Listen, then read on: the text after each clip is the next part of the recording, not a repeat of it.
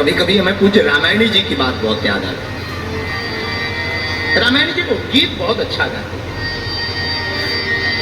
हे मुरली, हे मुरलीधर छलिया हम भी तुमको दिल दे बैठे। हे मुरलीधर छलिया मोहन हम भी तुमको दे बैठे। गम पहले से ही कम तो न थे, गम पहले से कम तो न थे। एक और मुसीबत ले बैठे। मुरलीधर भगवान कृष्ण की प्रीति भी अटूट है। तो नीलेश आपने पूछा कि प्रेम कैसा हो? जैसे सूर्य में सूर्य की रोशनी रहती ना, वैसा प्रेम। जैसे मिठाई में मिठास रहती ना, वैसा प्रेम। जैसे हनुमान जी में अष्ट सिद्धियां व्याप्त है, वैसा प्रेम। जैसे भगवान कृष्ण में चपलता है, चंचलता है, वैसा प्रेम हो। एक बात और, हम बात आगे बढ़ाने के पहले, आपका दूसरा प्रश्न लेने के पहले एक प्रार्थना हम आप सबको और बहुत विनम्रता पूर्वक करें। समर्पण हो जाने का मतलब ये भी नहीं है कि तुम अपना अस्तित्व मिटाओ। प्रेम लेने का प्रतीक नहीं है, प्रेम समर्पण का प्रतीक है। और हम बाह्य प्रेम पर भरोसा करते हैं, अंतर मन पर प्रेम उतरता ही नहीं। आज भगवान राम प्रकट भय, बहुत अच्छा है। कल परसों कथा में भगवान कृष्ण का जन्मोत्सव होगा, ये भी बहुत अच्छा है।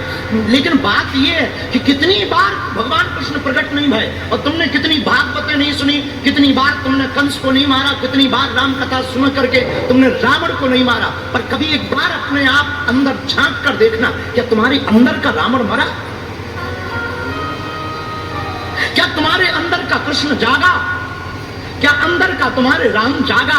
जब तक तुम्हारे अंदर का रावण मरेगा नहीं, अंदर का राम जगेगा नहीं, अंदर का कंस मरेगा नहीं, अंदर का कृष्ण जगेगा नहीं, तब तक तुम्हारी कथा सुनना सिर्फ एक व्यवस्था है, अवस्था नहीं है, सिर्फ एक व्यवस्था है। भक्ति के पथ पर ले जाने के लिए प्रेरणा है। तुम भक्त नहीं बने, यूं कहें हम भी भक्त नहीं बने।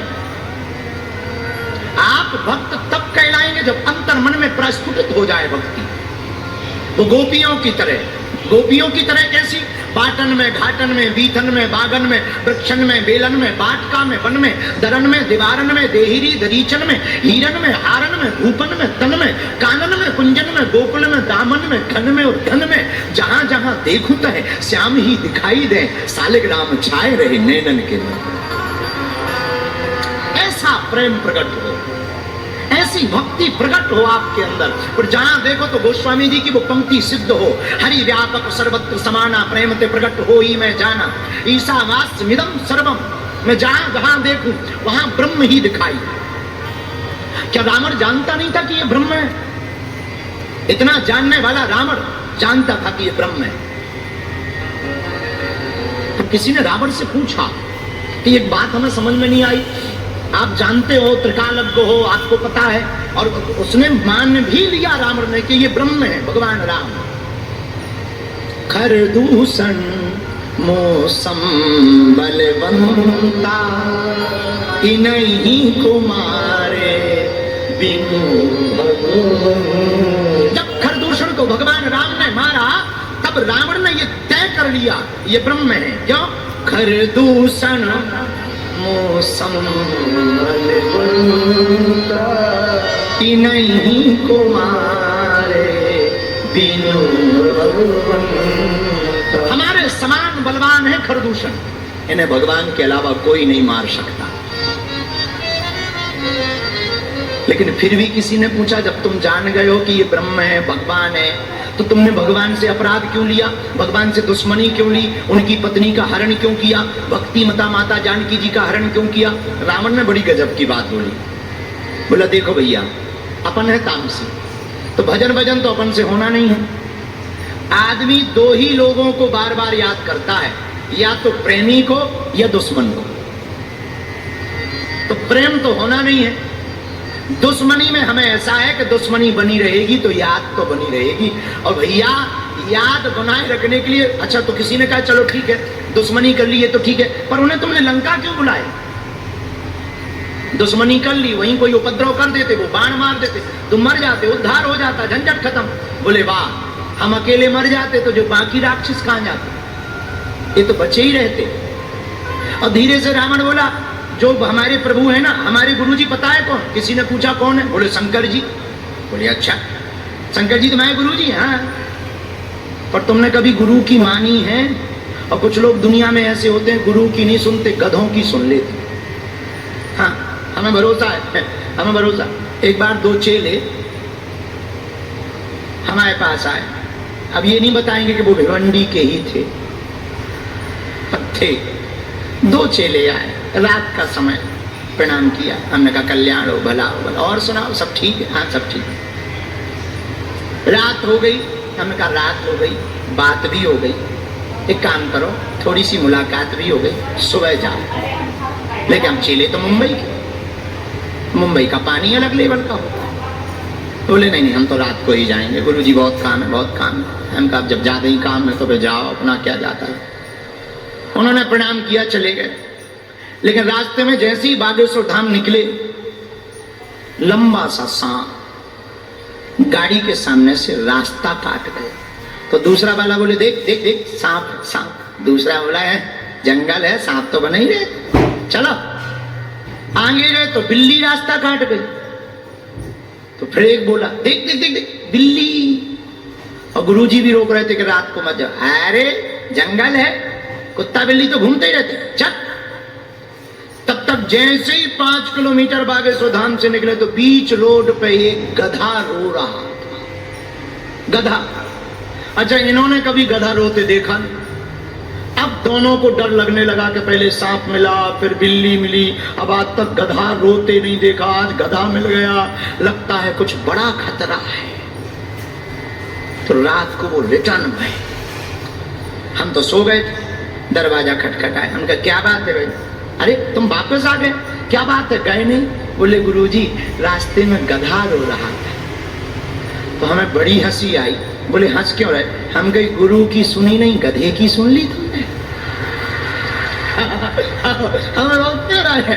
सो तुम रोके नहीं, गधा रोता मिल गया तो तुम रुक गए, गजब के लोग हैं। तो ऐसे भी चेले कि गुरु की सुनते नहीं, गधों की सुन लेते। एक दिन हमसे कह रहे थे, अब रहे होंगे मुंबई के और भिवंडी के, एक जन हमसे कह रहे थे प्रणाम करने से क्या होता है? क्या होता है? माथा रखने से क्या होता है? माथा रख दिया, लो अब क्या हो गया? हम कहे ऐसा होता कुछ नहीं है, माथा रखना एक प्रतीक है, झुकना सिखाना गुरु का काम है। अरे बोले ये सब बातें, ये सब आपको तो बड़ी बड़ी बातें आती हैं, तो आपसे कोई जीत सकता नहीं है, तो बड़ी बड़ी बातें बेफिजूल है। तब हमने कहा कि इसको तो तर्क से ही मारना चाहिए। तब हमने कहा इधर आप। बोले जी, हमका मोहर देखी तुमने? मोहर? हाँ देखी। हमका मोहर में जो अक्षर होते हैं, सील होती जो मोहर, उसमें उल्टे होते हैं, लेकिन स्याही लगा के जैसे ही कागज पर लगाओ वो सीधे वो कर जाते हैं। हाँ जी या ना जी? बोले बिल्कुल। हमने कहा भैया वैसे ही जब भाग्य की रेखाएं उल्टी हो जाएं तो अपना माथा गुरु के चरणों में रख देना, वो सीधी होकर करके आ जाएगी जीवन। पर रावण तो रावण नाम ही है दशानन। अच्छा जिसके 10 मुंह हो वो दशानन, एक मुंह हो तो बात करें, 10 मुंह वाले से क्या हलवा बात करोगे? 10 मुंह वाले से क्या बात करोगे? कभी एक मुंह चुप हो जाए, दूसरा वाला जवाब देवे, तब तक तीसरा वाला कंटाप लगा देवे, क्या कर लो? हाँ? एक ये झापड़ मार दे, आफत हो जाएगी। तो 10 मुंह वाला, इसलिए इसका नाम है दशानन। 10 आनंद, इसलिए दशानन। अच्छा एक जने कह रहे थे गुरुजी एक संत से, हमसे तुम्हें, महाराज रावण के क्या 10 ही मुंह थे? तो संत ने भी बड़ा गजब का जवाब दिया। बोले देखा तो हमने भी नहीं, पढ़ा है कि 10 ही मुंह थे। तो बोले एक दिक्कत है। बोले क्या? बोले रावण सोता कैसे हो? बोले मतलब? बोले भाई लेटता तो होगा, बेड पे बड़ा बना होगा और करवट बदलता होगा, तो या तो फिर जो मुंह है वो स्प्रिंग होंगे, या फिर उसे पहले खड़ा होना पड़ता होगा और फिर लेटना पड़ता होगा करवट। तो बड़ी गजब की जवाब उन संत ने दिया। बोले भैया जो ज्यादा मुंह वाला होता है वो सोता ही नहीं है, ना सोता है ना दूसरों को सोने देता। तो धन्य रावण। रावण से किसी ने कहा कि हमने मान लिया कि तुम भगवान से शत्रुता रखकर भगवान के दर्शन करके अपनी नगरी में बुलाना चाहते, पर प्रश्न ये उठ रहा है कि भगवान को अपनी नगरी में क्यों बुलाना चाहते? रावण बड़ी गजब की बात बोलता है। बोले सुना, हमारे गुरु कौन? बोले शंकर जी। अब बोले शंकर जी के हृदय में कौन है? रामस्य हृदयम शिवः, शिवस्य हृदयम रामः। राम जी के हृदय में शंकर जी का वास है, शंकर जी के हृदय में राम जी का वास है। तो बोले हमारे गुरु जी शंकर जी, रावण बोलता है। और शंकर जी के आराध्य राम जी, और राम जी का संकल्प क्या है? निश्चरहीन करो मही, भुज उठाए प्रणकीन। बोले पृथ्वी से निशाचरों का मैं नाश कर दूंगा, ऐसा राम का संकल्प है। तो हम तो अपने स्वामी के संकल्प को पूरा करने के लिए उपद्रव कर रहे हैं। ये रावण का मतलब। तो किसी ने कहा कि ठीक है, ये भी हमने मान लिया। आहा, आज राम जी का अवतार है तो ये बात बोलने योग्य है। राम जैसा कोई हो भी नहीं सकता, तो रावण जैसा कोई शत्रु भी नहीं हो सकता। राम अगर मर्यादित है, राम इस देश की दुनिया के मानवों की आचार संहिता है, रावण जैसा शत्रु भी नहीं हो सकता। राम जी राम सेतु के किनारे खड़े हैं रामेश्वरम में। जामवंत जी को बुला करके कहा, दक्षिण में एक रामायण है कम्मन रामायण, क्या अद्भुत वर्णन है कम्मन रामायण में। राजा कम्म ने लिखा, सम्राट चक्रवर्ती राजा कम्म का लेख है, बड़ा प्यारा लेख है। राम जी खड़े हैं समुद्र के किनारे। राम जी ने अपने मंत्री जामवंत से कहा कि हमारा मन है लंका में प्रवेश करने के पहले भगवान शंकर की प्राण प्रतिष्ठा की जाए, और प्राण प्रतिष्ठा करके भगवान शंकर को विराजमान करके विजय प्राप्ति का आशीर्वाद लेकर के लंका में जाया जाए। और हमें भरोसा है हे जामवंत, अगर ऐसा होगा तो हम लंका से विजय प्राप्त करके ही आए। तो जामवंत जी ने कहा, देरी किस बात की भगवान, कर दो प्राण प्रतिष्ठा। और राम जी बोले एक दिक्कत है। बोले कौन सी दिक्कत? बोले हम हैं जंगल में, सबसे बड़ी दिक्कत ये है कि यहां ब्राह्मण कौन होगा, पूजा कौन करवाएगा?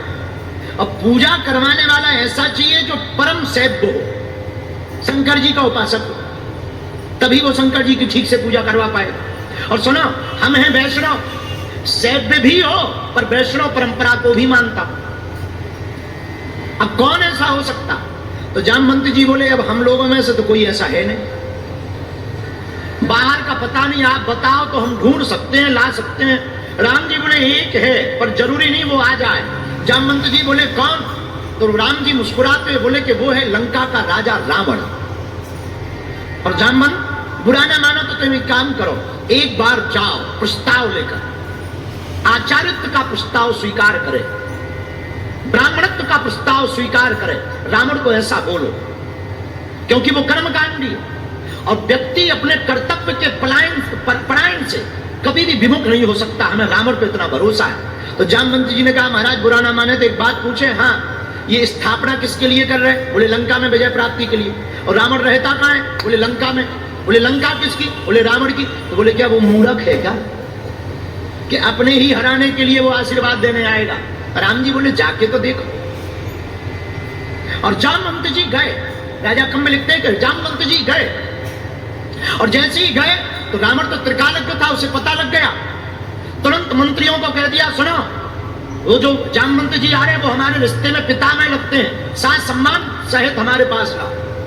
सम्मान के सहित सबने हाथ जोड़कर प्रणाम किया। जामवंत जी को राज दरबार में जहां रावण बैठा हुआ था सिंहासन के ऊपर, नवग्रह सामने बैठे हुए हैं, काल के ऊपर पैर रखे हुए, कान बंधा हुआ है, उल्टे शनि लटके हुए हैं। और व्यवस्थाओं को देख करके पितामह जामवंत जी चकित रह गए। रावण विशाल काय शरीर वाला, चलत दशानन डोलत अवनी। रावण बैठा है और जैसे ही रावण ने जामवंत जी को देखा, जामवंत जी ने रावण को देखा, दोनों ने अभिवादन किया और रावण ने प्रणाम किया।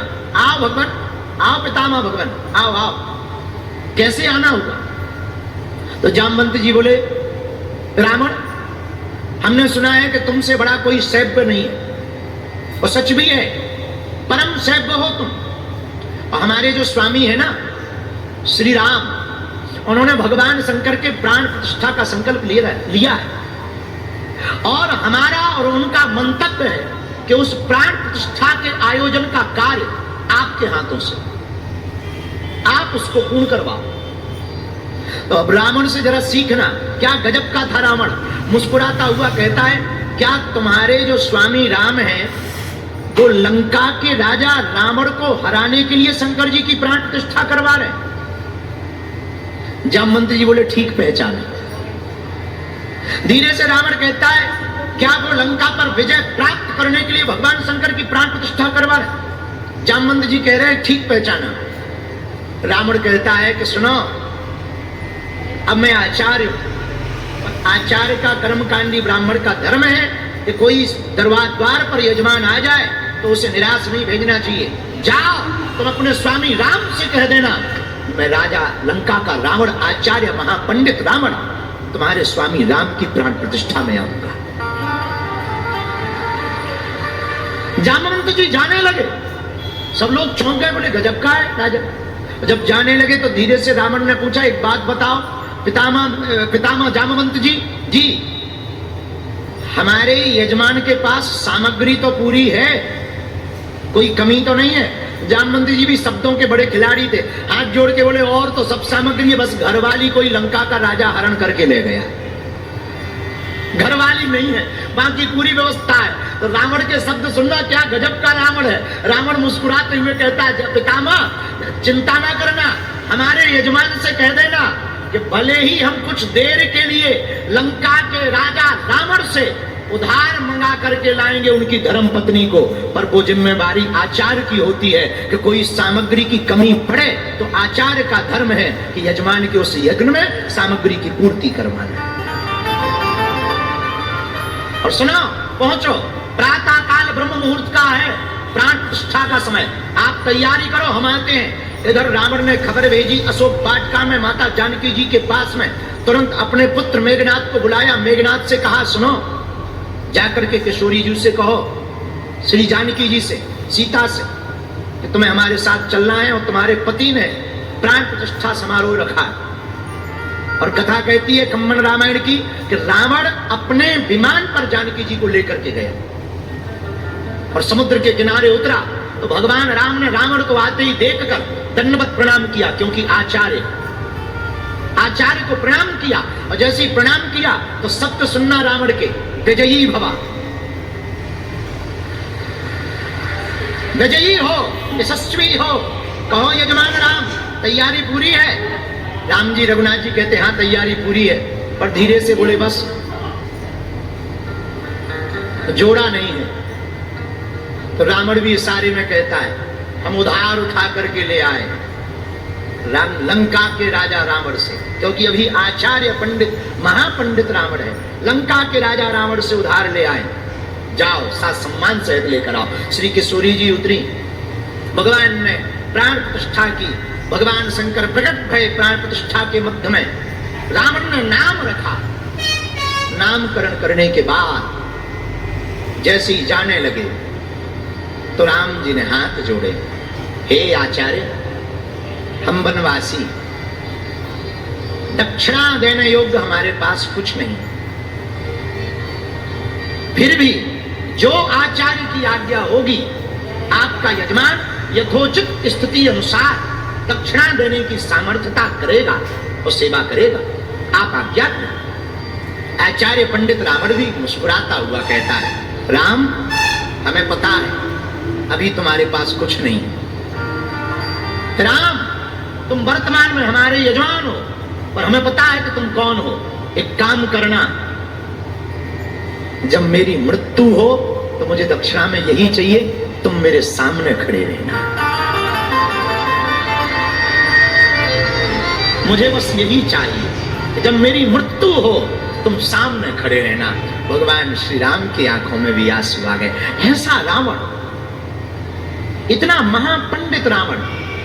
मेरे पागलों, हम रावण के पक्षधर नहीं है कि तुम कल से रावण की पूजा करने लगो। ये भी गलती मत करना कि हमारी कथा सुन के तुम कहो कि जब रावण इतना महान था तो कल से ही तुम स्टैचू शुरू कर दो। नहीं नहीं, जलाया ही जाना चाहिए। पर हम एक बात के बिल्कुल भी पक्ष में नहीं है कि तुम रावण को हर साल जलाते हो।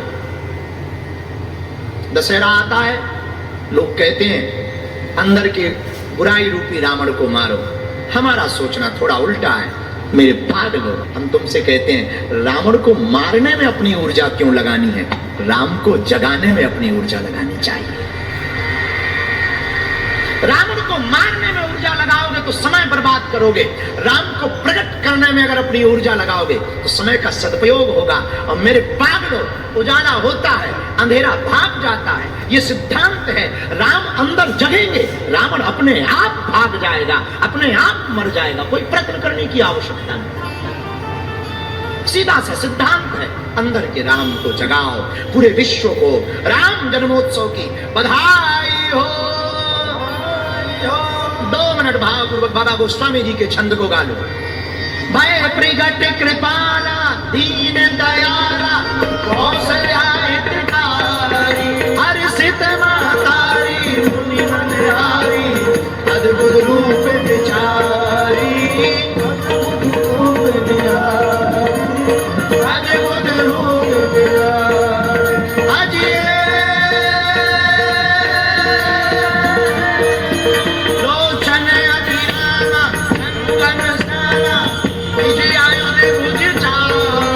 भूषण बनमाला नयन विशाला शोभा सिंधु करारी शोभा सिंधु करारी।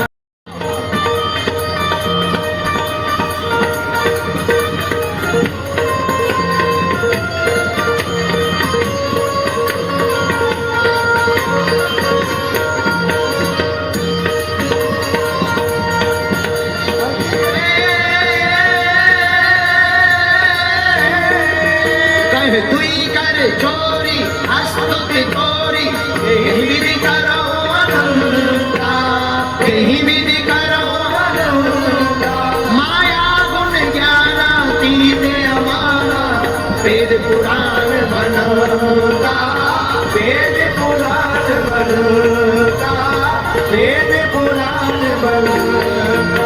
अजिए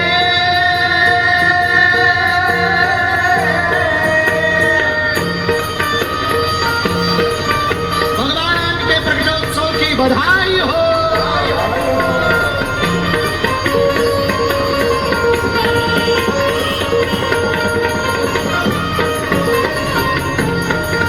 करुणा सुख सागर सब गुण आगर तेरी बातें श्रुति संता सोम महित लागी जल नुरागी स्वयं प्रकट शीतलता स्वयं प्रकट शीतलता ब्रह्मांड निकाया निर्मित माया रोम रोम प्रतिभेद कहे रोम रोम प्रतिभेद कहे वासी रूपहासी सुनत धीर मति धीर रहे सुनत धीर मति धीर रहे सुनत धीर मति धीर रहे। माता मुनि बोली सोमति बोली गजौता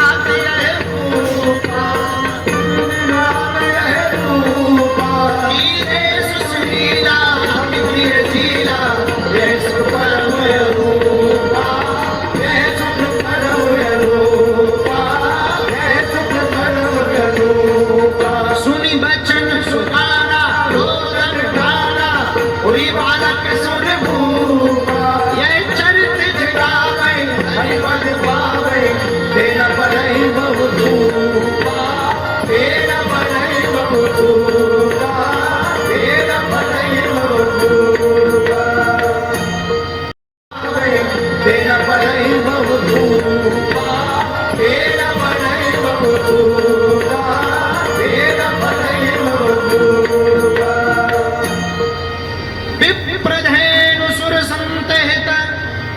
लीन मनुज अवतार, निज इच्छा निर्मित तनु, माया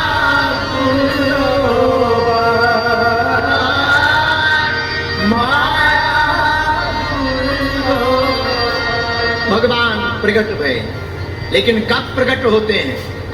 बाबा गोस्वामी जी ने इस बात को भी कहा, जब जब होए धर्म की हानि, बाढ़ी असुर अधम अभिमानी,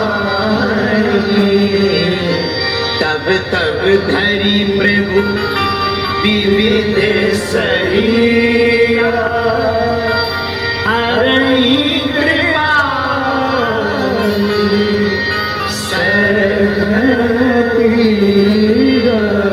जब जब धर्म की हानि हो जाती, अधर्म बढ़ जाता, तब तब भगवान प्रकट होते। एक बात सुनो, परमात्मा प्रकट ना भी हो पाए, कुछ लोग प्रश्न ऐसा करते, महाराज जी अभी भी तो बड़ा अधर्म बढ़ गया है, देखो कितना पाप हो रहा है, देखो हाहाकार मचा है, कितने रेप हो रहे, कितनी डकैतियां हो रही, विश्व युद्ध छिड़ने की स्थिति बनी है, छोटे छोटे बच्चों पर अत्याचार हो रहा, तो क्या भगवान को दिखाई नहीं पड़ रहा? तो भगवान प्रकट क्यों नहीं हो रहे? भैया कभी कभी जब मंत्री जी बहुत ज्यादा बिजी हो जाते हैं तो अपने पीए को भेज देते हैं, ये स्वभाव है। उसी प्रकार परमात्मा जब सुपात्र परिवार नहीं देख पाते कि हमें पहुंचना चाहिए, ऐसी परिस्थिति में हमारे पूर्ण परब्रह्म परमात्मा किसी महात्मा को भेज करके धर्म की रक्षा करवाते हैं। तो जो वर्तमान में इस पृथ्वी पर ऋषि रूप में सनातनी वैदिक परंपरा का अनुसरण करने वाले महात्मा हैं, बड़ी परंपरा से चल रहे हैं, गुरु के प्रति समर्पित हैं, साधना के प्रति समर्पित हैं, वैदिक निष्ठा के प्रति समर्पित हैं, अपनी आचार्य परंपरा के प्रति समर्पित हैं, ऐसे महापुरुष जो पृथ्वी पर चलते फिरते हैं, हमारी नजर में भैया जीते जागते वो संत ही भगवंत का रूप है। बोलो सीताराम। तो एक बात बोले, जिन्हें महात्मा में परमात्मा नहीं दिखाई देगा, उन्हें परमात्मा भी डायरेक्ट नहीं दिखाई देगा। चांद को देखने के लिए टेलीस्कोप की जरूरत पड़ती है, चांद के बहुत बारीकी से चांद के गड्ढे वड्ढे देखना हो ना, तो टेलीस्कोप लगाना पड़ता है, तब दिखाई देता है। हाँ जी या ना जी? हैं? उसी प्रकार भगवान को देखना है तो संत की दृष्टि चाहिए, राम जी को देखने के लिए हनुमान जी की दृष्टि चाहिए, तो भगवान कृष्ण को देखने के लिए गोपियों की दृष्टि चाहिए। हाँ हाँ, गोपियों की दृष्टि बड़ी अद्भुत है। दृष्टि क्या है? गोपी माखन बेचने जाती, मटकी रखे हैं सिर पे, आवाज लगा रही, माखन ले लो माखन, अरे भैया माखन ले लो माखन। और माखन बेचते बेचते वो गोविंद में इतनी डूब जाती है कि माखन बेचना भूल जाती है, और जोर जोर से चिल्ला कर कहने लगती, अरे कोई कन्हैया ले लो कन्हैया, अरे कोई कृष्ण ले लो कृष्ण, अरे कोई माधव ले लो माधव, अरे कोई चितचोर ले लो चितचोर। इस प्रकार से भाव में डूब करके पुकारने लगती है।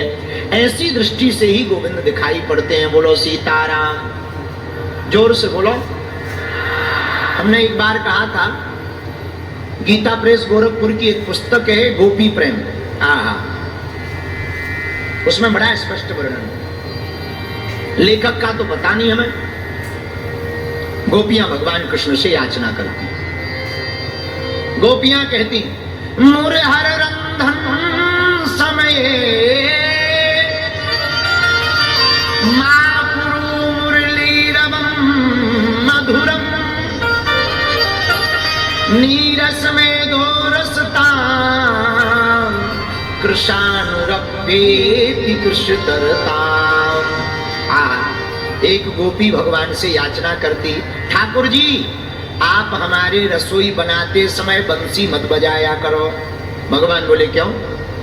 गोपी कहती सरकार जब हम रसोई बनाते हैं ना और आप बंसी बजाते हो तो भगवान जाने आपकी बांसुरी में क्या जादू है कि आपकी बांसुरी की तान को सुनकर हमारी जो चूल्हे में लकड़ियां लगी रहती हैं वो हरी होकर के रस टपकाने लगती, आग बुझ जाती, रसोई धरी रह जाती और सासू माँ गाली बकती है। मुरहर रंधन समये मापुरुरली रवम मधुरम। इसलिए आप बंसी मत बजाया। भगवान बोले कब बजाए? बोले शाम को बजा लिया कर, दोपहर का समय छोड़ दिया कर। तब तक दूसरी कहती है वाह, पर एक बात बोले, हाँ आप रसोई बांसुरी बजाना बंद कर दोगे तो ठाकुर जी एक और दिक्कत है। क्या? प्रभु हमको आपकी बंसी की इतनी आदत हो गई कि आप अगर बांसुरी ना बजाओ तो रसोई बनानी नहीं आती। गांव में एक आदमी था हमारा, बहुत प्रिय चेला। अच्छा जितने विचित्र है वो हमारे ही गांव में पैदा हुए। तो हमारे गांव में एक आदमी था, वो दिन भर बीड़ी पीता था, बीड़ी, दिन भर बीड़ी। हमारे सामने भी बैठे तो उसको इतनी खतरनाक आदत थी और इतना गजब की प्रैक्टिस थी कि वो बीड़ी जला ले और ऐसा कर ले पतो भी ना लगे और धुआं वो धीरे धीरे छोड़ता था, ऐसा मुंह कर। अब वो धुआं तो दिखे ही, भले ही थोड़ा छोड़ो पर नाक से वो दिखे। तो हमने कहा यार बड़े गलत आदमी हो, जब देखो तब बीड़ी पीते रहे तो शर्म नहीं आती है बेफिजूली में? और तुम संतों के सामने बीड़ी पीते हो, गुरु के सामने। एक घर डाइन छोड़ देती है, कम से कम हमारे सामने तो छोड़ो। बोले गुरुजी अगर हम बीड़ी ना पिए तो पेट साफ नहीं होता। हमारा पेट साफ। एक हमारा चेला है, यही है, हम उसका नाम नहीं लेंगे नहीं तो उसकी बहुत खतरनाक बेइज्जती हो जाएगी। हमारे साथ 24 घंटा रहता है। 3 बार हमारी कसम खा गया कि हम आज से बीड़ी नहीं पिएंगे। ये साक्षी है। हम देखो झूठ तो बोलते ही नहीं, फिर व्यासपीठ से क्या झूठ बोलना। 3 बार हमारी कसम खा गया, नौटंकी, हेडली को करो। और जब भी मौका मिलता, भारत की छोड़ो हम आगे के लगे हैं विदेश निभा गए। तो हम नीचे पराठे बनवा रहे थे तो पराठे को अलग धुआं, बीड़ी को अलग धुआं। अच्छा विदेशों के मकानों में एक बड़ो आफत है, तनकई सो धुआं हो जाए तो हाउ हाउ पुलिस जैसो अलार्म बज जा, भारी तेज अलार्म बज गो। तो वो घर वाले भगत आए, बोले गुरुजी आग लग गई। हमकी कहाँ लग गई? हलवा लग गई आग। पतो लगो हमारो चेला धुआं फेंक रो बीड़ी पी के। अब वो अलार्म ने कैच कर लिया। अब वो हाउ बज रहा। फिर हमने बाद में काम का भैया आग लगी तो सही है पर काऊ बर्तन में या आदमी में नहीं लगी, या आगी तो लगो हमारे चेला ने बीड़ी में आग लगाई। अब हम इशारा नहीं करेंगे, खैर आप लोग सही समझ गए कि हम कलाकारन की तरफ देख रहे हैं, पर ये नहीं हमने बताया कि किसकी तरफ देख रहे हैं, वो हम बता भी नहीं सकते हैं। तो कई चेला ऐसे होते हैं, खैर अब तो बंद कर दी उसने, कर दी।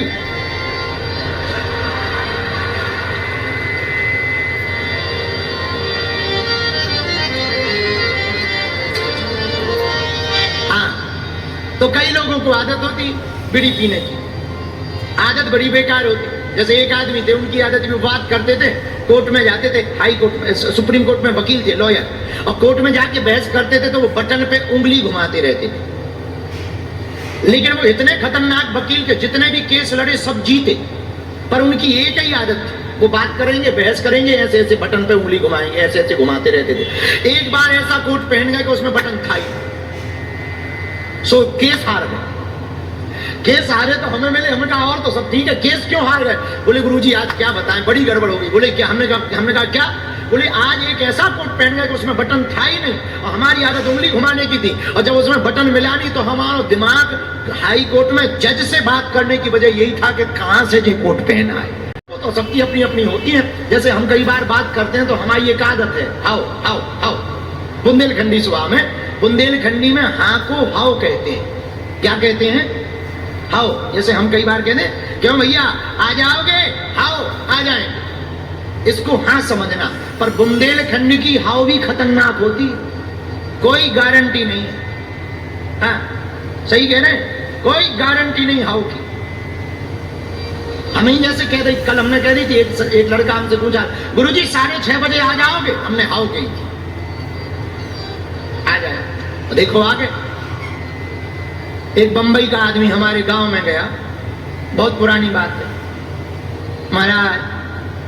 गांव में जैसे ही पहुंचा तो उसने सोचा पूछ लिया जाए, बोर्ड तो कहीं लगा नहीं था कौन सा गांव है, तो उसने पूछा क्यों भाई गड़ा गांव यही है? तो पान के डब्बा पे बैठे हुए दुकानदार ने कहा हाओ। तो इसको लगा कि हम किसी गलत गांव में आ गए जिसका नाम हाओ है, तो उसने कहा गलत फंस गए। तब तक दूसरा आदमी निकला तो उससे पूछा क्यों भैया गड़ा गांव यही है? हाओ हाओ। हाओ। अब ऐसे ही बड़ा टेंशन में कि ये गड़ा है कि हाओ है। तो एक तीसरा आदमी मोटरसाइकिल से निकला, बोले क्यों भैया एक बात बताओ, हम पूछ रहे क्या ये गड़ा गांव यही है? बोले जी हाँ यही है। अरे बोले भैया तुम ठीक मिल गए, बाकी लोग मिले तो वो हाओ हाओ कह रहे थे, हमें पता नहीं लगा ये हाओ क्या है। अरे तो जो मोटरसाइकिल पे बैठा था वो बोले सुना, जो कम पढ़े लिखे होते हैं वो हाओ बोलते हैं, जो ज्यादा पढ़े लिखे होते हैं वो हाँ बोलते हैं। तो मुंबई के आदमी ने पूछा आप ज्यादा पढ़े लिखे हो? बोले हाओ।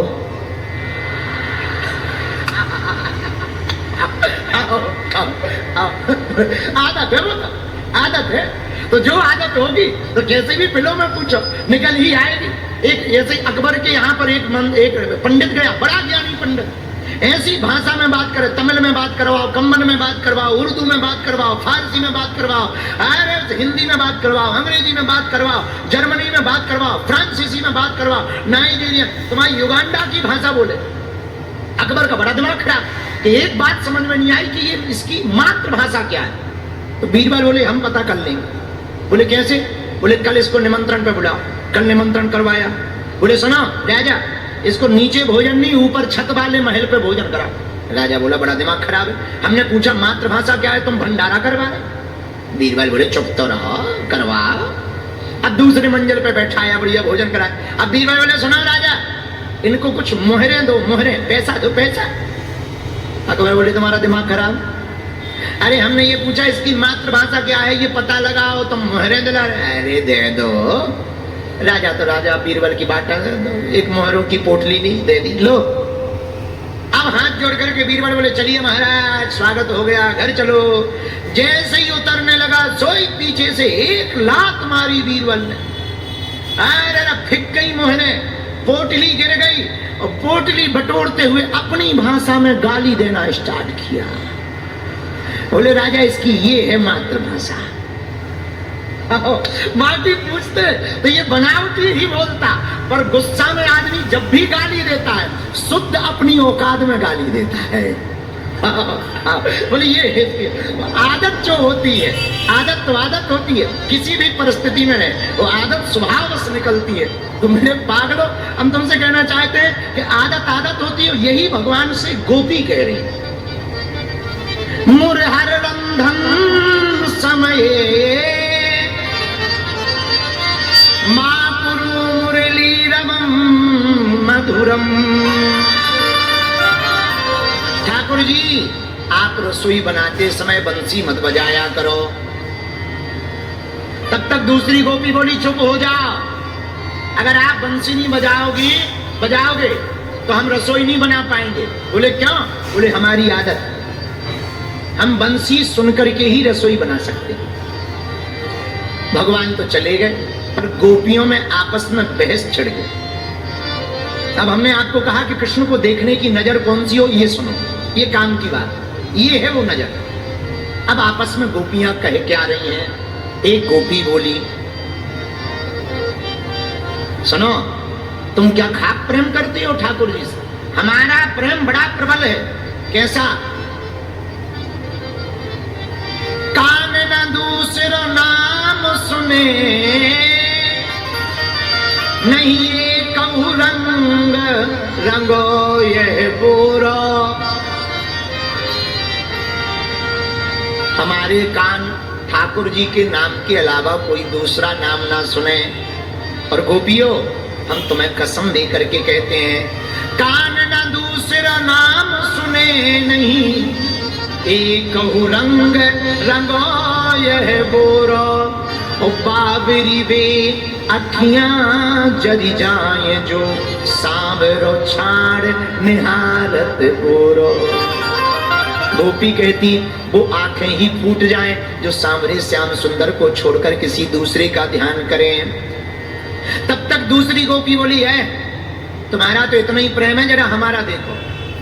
हम भी एक बात कहना चाह रहे हैं, ठाकुर चित्त की वृत्ति है हमें, कैसहु टेक तजे नहीं घोरो।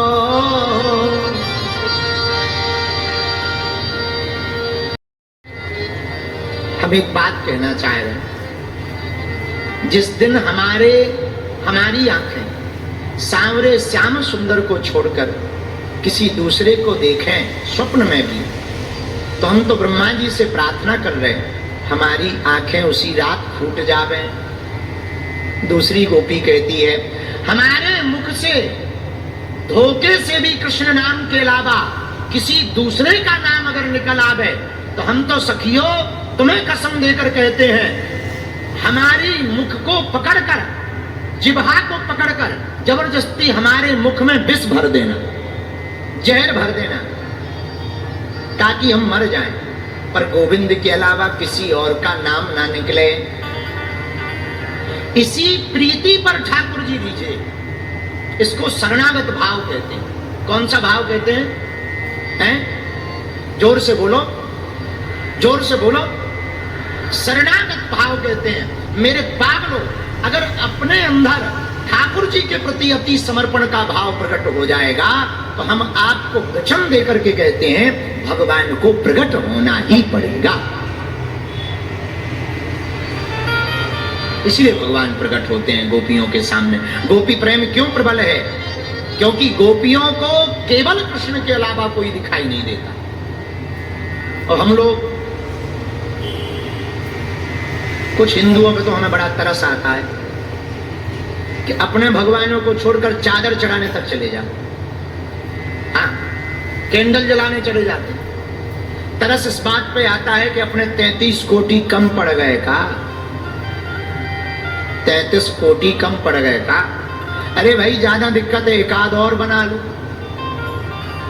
एक्स्ट्रा बना लो। पर स्वधर्मे निधनम श्रेया, अपने धर्म में मरना श्रेयस्कर है। दूसरे के धर्म के बारे में, मजहब के बारे में विचार करने से अपने धर्म में मरना श्रेयस्कर है। मेरे पागलों, आज की कथा का सूत्र हमसे जो उपाध्याय जी ने पूछा है, उपाध्याय जी हम आपको बहुत विनम्रता पूर्वक प्रार्थना करें, जैसे गोपियों का प्रेम कृष्ण के प्रति है, जैसे बछड़े के प्रति माँ का प्रेम और माँ का बछड़े के प्रति प्रेम होता है, समर्पण होता है, उसी प्रकार का समर्पण अगर भक्त का भगवान के प्रति हो जाए, यही सच्चा प्रेम कहलाता है। और दोनों की जोड़ी बड़ी प्यारी। हमें तो एक भजन बड़ा याद आ रहा, कहो तो सुनाए। श्याम चंदा है श्यामा चकोरी, बड़ी सुंदर है दोनों की। क्या है बड़ी सुंदर? अरे जोर से तो बोलो। श्याम चंदा है श्यामा चकोरी, बड़ी सुंदर है दोनों की जोड़ी। जो अंतिम मंत्रा है वो हमें बड़ा प्यारा लगता है। दोनों में प्रेम है इतना ज्यादा, दोनों में प्रेम है इतना ज्यादा। बोले कितना? राधा मोहन है, मोहन है राधा। गाओ, राधा मोहन है मोहन। जरा तुम गाओ जोर से, देखें बम्बई वाले कैसे गाते हैं। राधा मोहन है, हाँ राधा मोहन है। नंद नंदन की भानु की किशोरी, नंद नंदन की भानु की किशोरी, बड़ी सुंदर की जोड़ी, श्याम चंदा है श्यामा चकोरी। जरा आप गाओ दोनों हाथ उठा के, श्याम चंदा है। वाह, घर में लड़ाई होती है बड़ी जोर जोर से, महाभारत बोलते हो, यहाँ आके ऐसे शर्मा रहे हो जैसे तुम्हारे बिल्कुल अभी अभी ब्याह होके आओ। जरा जोर से बोलो, श्याम चंदा है।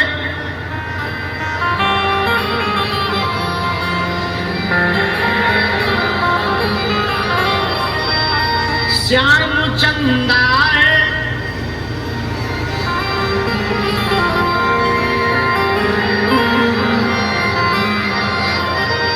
वृंदावन बिहारी, वृंदावन बिहारी, बागेश्वर धाम की। कल की चर्चा में हमने कहा, आहा धन्य है श्रीमद् भागवत पुराण। धुंधकारी दोनों हाथ जोड़ करके प्रार्थना करता है, धन्या भागवती वार्ता, प्रेत पीड़ा विनाशिनी। धुंधकारी कहता है, धन्य है भागवत की कथा जो मुझ जैसे आतताई पापी का तरन तारण कर दिया। धन्या भागवती वार्ता, प्रेत पीड़ा विनाशिनी। सप्ताहोऽपि तथा धन्या, कृष्ण लोक फलप्रदा। धन्य है श्री भगवान की कथा। एक बात बोले, कोई पापी मर जाए, जिंदा तो छोड़ो मर जाए, पर उसके नाम से भी अगर भागवत करा दी जाए तो उसका भी तरन तारण हो जाता है।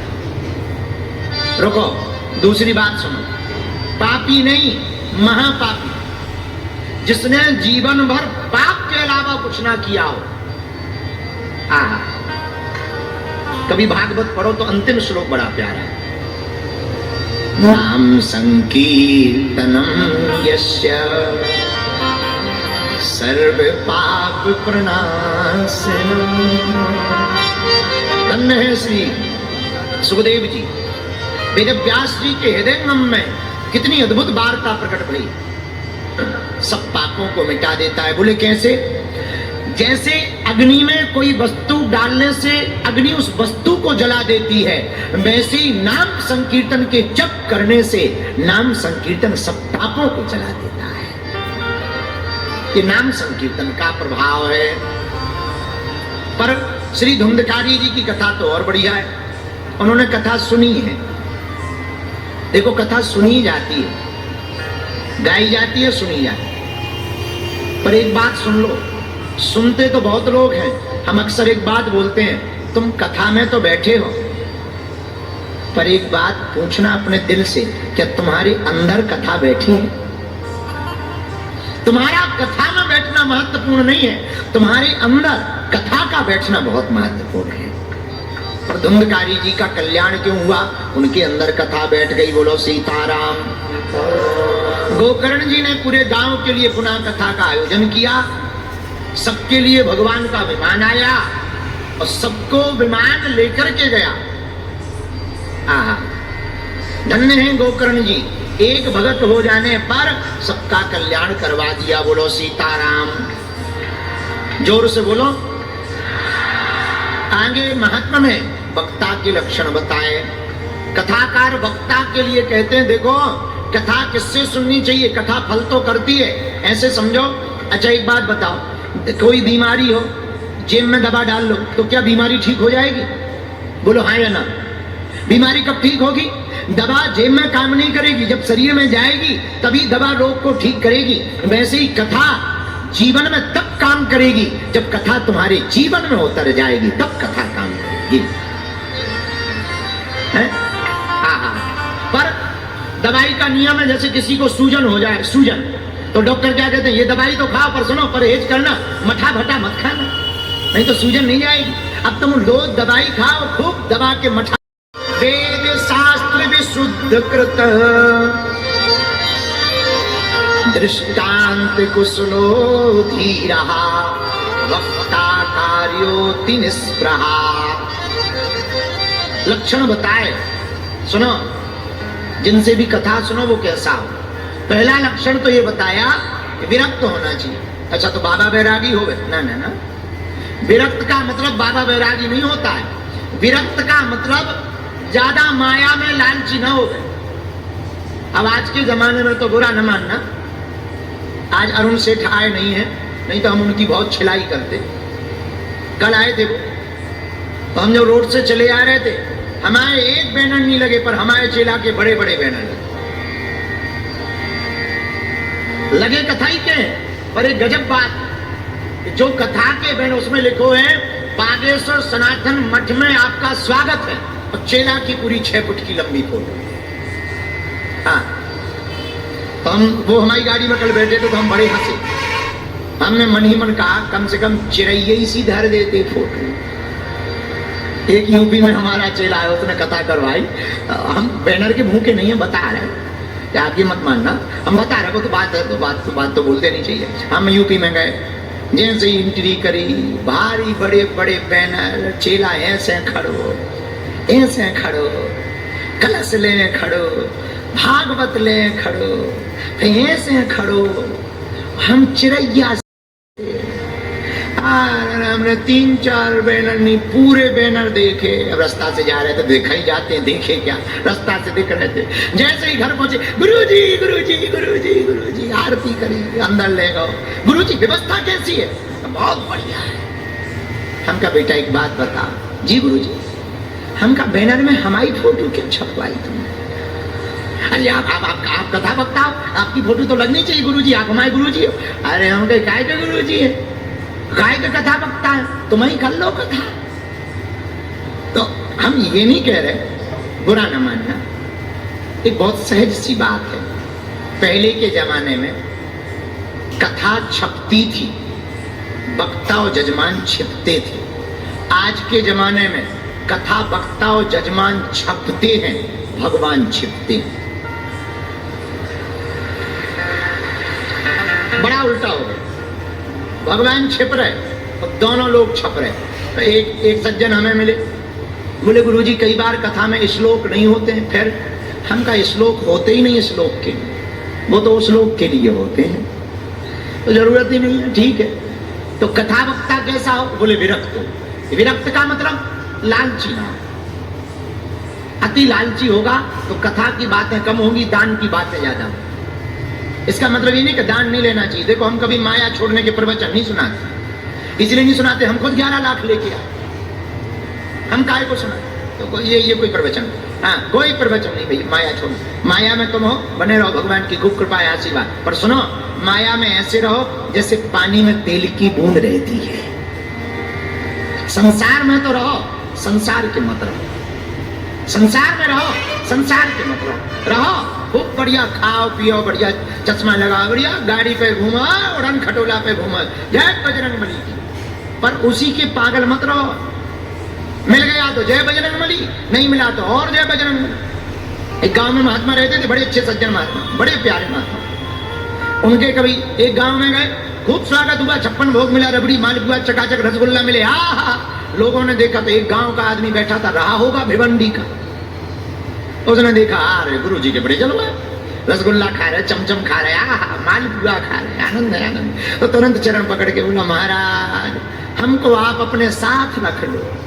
गुरु जी बोले, भाई हमारे साथ ना रहो, हम बाबा बैरागी हैं। कभी 56 भोग मिलते हैं, कभी सफड़ चक्र मिलता है। अच्छा, इस गांव के आदमी को लगा कि सफड़ चक्र भी कोई व्यंजन है। सो पांव पकड़ के बोला, महाराज दोनों चलेंगे। गुरुजी बोले माना, वो नहीं माना। अब भिवंडी का आदमी मानता तो है ही नहीं है, नहीं माना। गुरुजी बोले चल, थैला उठाया, चल पड़े। दूसरे गांव में गए, फिर स्वागत, आज चमचम रसगुल्ला, मालपुआ, चाट, छन रही खीर, तस्मई आहा। इसने चेला ने कहा ये बहुत बढ़िया है ना, कोई काम धाम करना, दिन भर थैला भर टांगे रहो, दोनों टाइम दबा के खाओ, ये बहुत बढ़िया है। लेकिन गुरुजी तो गुरुजी, गुरु तो गुरु ही होते हैं, चेला तो चेला ही होते हैं। गुरुजी दूसरे दिन गांव में गए ही नहीं, जंगल ही जंगल सुट गए, जहां जंगल ही जंगल। तो ऐसे लगा कि शायद थैला में कुछ होगा मालपन, रस्ते में खाएंगे। लेकिन गुरुजी शाम तक चलते ही गए। अब इसका दिमाग खराब, बोले गुरुजी रोक लो। बोले हाँ क्या है? अरे गुरुजी पेट में चूहा नहीं, हाथी लौट रहे, कुछ ले आओ। गुरुजी बोले आज कुछ नहीं है, सफरचक है। तो इसको लगा सफरचक भी कोई डिश होगी, बोले वही निकालो। तो गुरुजी बोले ठीक है बैठ। जैसे ही बैठे गुरुजी, तो गुरुजी ने भस्म निकाली, राख, कमंडल लिया, एक मुट्ठी राख डाली, घोल के हर हर महादेव पी गए। जैसे ही पी गए तो चेला बोला गुरुजी ये क्या है? गुरुजी बोले सफरचक है।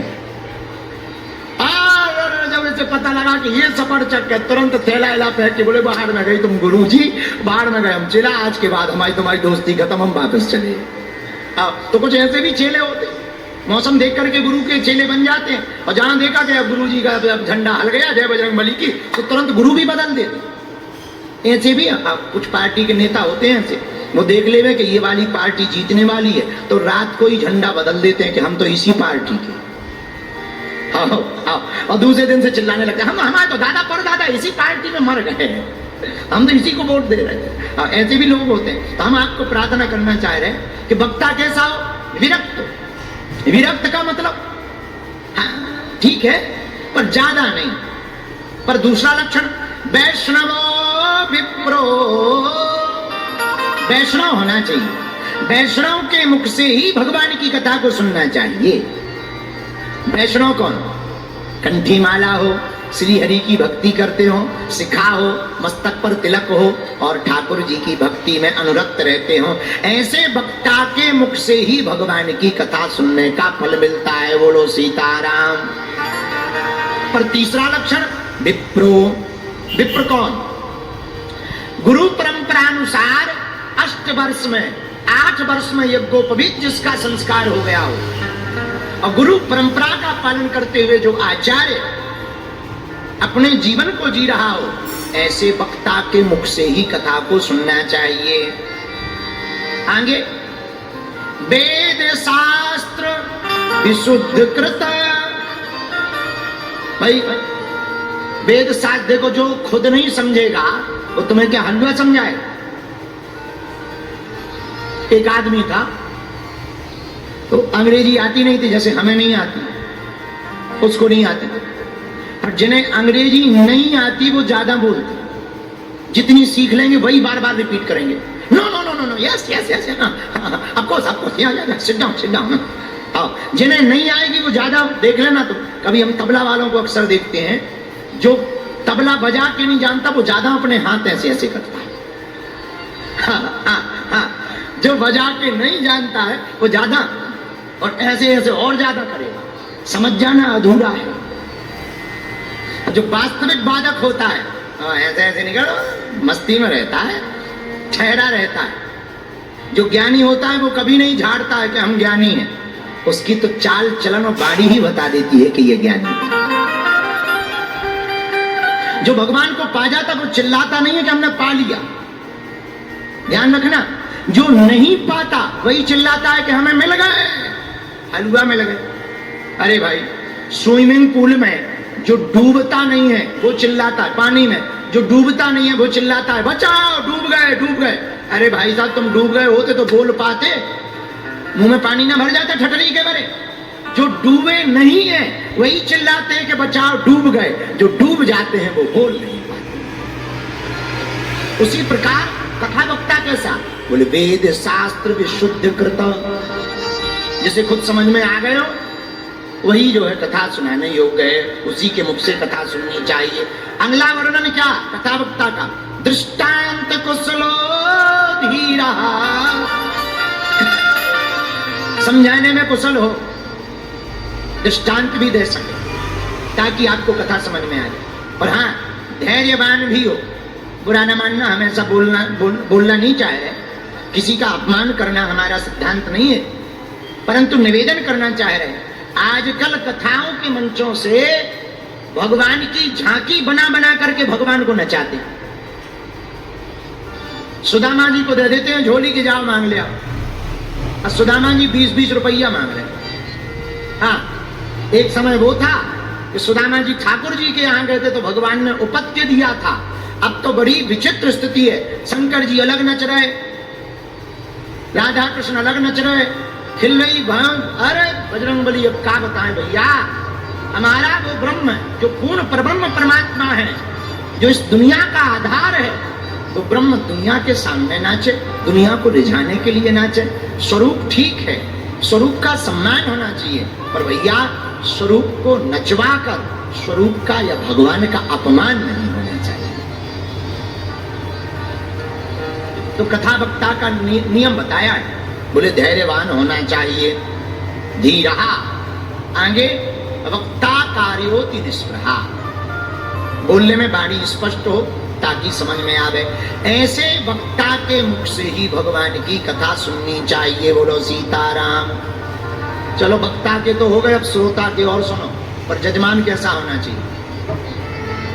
श्रोता का पहला नियम, कथा में आरती के पहले आके बैठ जाए, सबसे बाद में जाए, ये पहला नियम। दूसरा नियम, कथा में परम पूज्य श्री ग्वालियर वाले बाबा महाराज एक बात, बहुत अच्छी बात बोलते थे। आहा, क्या कहना।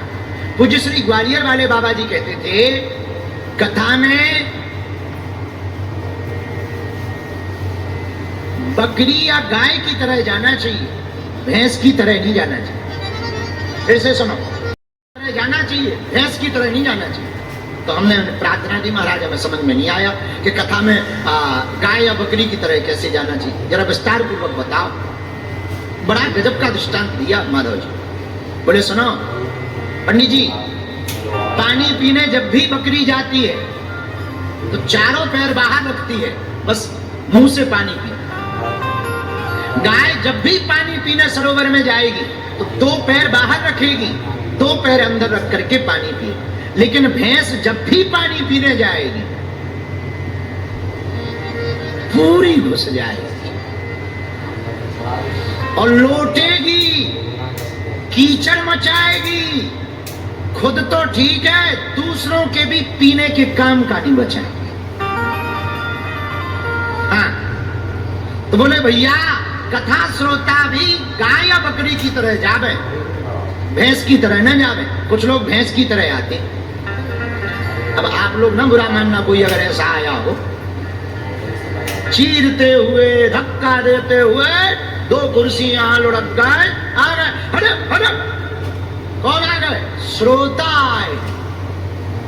हाँ, कई श्रोता ऐसा भोकाल पहुंचा के आते कि व्यास जी को पता लग जाए कि हम आए हैं। और कछु ऐसे सम्मानीय श्रोता होते हैं, उनका नाम ना लो तो कितनों बढ़िया कथा सुनाओ, उनको ऐसो दिमाग खराब रात जैसो गैस भर जावे पे आदमी को दिमाग खराब। हाँ, कोई बड़ा नामचीन श्रोता आ जाए, बड़ा अच्छे पद पे बैठा हो या कोई बहुत अच्छा फेमस हो गए, उसकी तरफ देखो ना, नाम ना लो तो कितना बढ़िया कथा है, घमंडी है, होगा बागेश्वर बाबा अपने लिए। और कितना खराब कथा सुनाओ, एक बार कह दो फलाने भाई साहब भी आए हैं तो तुरंत है बहुत बढ़िया है, बहुत बढ़िया है, बहुत बढ़िया, तुरंत मनोवृत्ति बदल जाए, 1 मिनट में बदल जाए। तो कुछ श्रोता ऐसे धमाल मचा के आते हैं कि कई बार हमें लगने लगता है कि कंस के उद्धार की जगह आगे नहीं हमें कहना चाहिए, अच्छा नहीं लगेगा। तो पूज्य श्री ग्वालियर वाले बाबा जी, आहा क्या सिद्धांत दिया श्रोता का। श्रोता का पहला नियम, पंडित जी श्रोता का पहला नियम है आरती के पूर्व में आके बैठो, आरती के बाद जाओ। दूसरा नियम, किसी को कठिनता होवे ऐसे आगे मत जाओ, जहां जगह मिल जावे सोई बैठ जाओ। तीसरा नियम, 7 दिन की कथा में हो सके तो फलाहार लो, पर मान लो बीमारी हो कोई तो खा पी लो, पर इतना खाओ पियो कि कथा में जो है हाँ गड़बड़ ना हो, दूसरे को दिक्कत ना हो, इतनी कम खाओ, कम खाओ, कम खाओगे कम खाओ, और ऐसा ना होगा इतना खा के जाओ। बगल वालों का भी दिमाग खराब बना रहे, ज्यादा नहीं। हाँ ये हम नहीं कह रहे, आप लोग हमारी बात को ऐसी ले रहे हो, ना ना ना, ये बात भागवत में वर्णन है, कम खाओ अगर बीमार हो तो। चौथा नियम, 7 वैसे तो कबहू झूठ नहीं बोलना चाहिए, जिंदगी भर ना बोलो, पर भैया 7 दिन तो छोड़ ही दो, ना चले तो 7 दिन छोड़ दो। 5वां नियम श्रोता का, आहार शुद्ध रखो। वैसे तो प्रत्येक भारतीय हिंदुओं को आहार शुद्ध रखना चाहिए, जिस व्यक्ति का आहार शुद्ध होगा उसका व्यवहार शुद्ध होगा। आहार सात्विक रखो, बहुत पवित्र। अगला नियम, 6वां नियम, 5वें नियम में आहार में एक बात की ध्यान रखें, जो वर्जित हैं उन आहार को ना लें। कुछ लोग पूछने लगते हैं कि लहसुन प्याज का और कोई अपराध नहीं है, उससे तामसिक वृत्ति ज्यादा बढ़ती, दुर्गंध आती, जिससे साधना अभी कभी आप खा लो तो पूरे दिन भर वैसे ही मुंह बना रहे थे। तो आहार सात्विक रखो। 6वां नियम कथा श्रोता का, इन 7 दिनों में भूमि पर शयन करो, भूमि पर लेटो। पर कोई ऐसी परिस्थिति है और कोई व्यवस्था नहीं है तो ठीक है। पर 7वां नियम, शत्रु भी आ जाए, वैसे तो कभी क्रोध नहीं करना चाहिए, बोध में जीना चाहिए, पर मान लो 7 दिन में कोई शत्रु भी आ जाए तब भी उसका मित्रवत स्वरूप में उसका स्वागत करना चाहिए। इन नियमों का पालन करते हुए जो साप्ताहिक श्रीमद् भागवत कथा को सुनेगा, कथा का पूर्ण फल भी मिलेगा, ठाकुर जी की भक्ति भी प्राप्त होगी और जीवन में कथा को उतारने का परम सौभाग्य भी प्राप्त होगा। ऐसे 7 नियम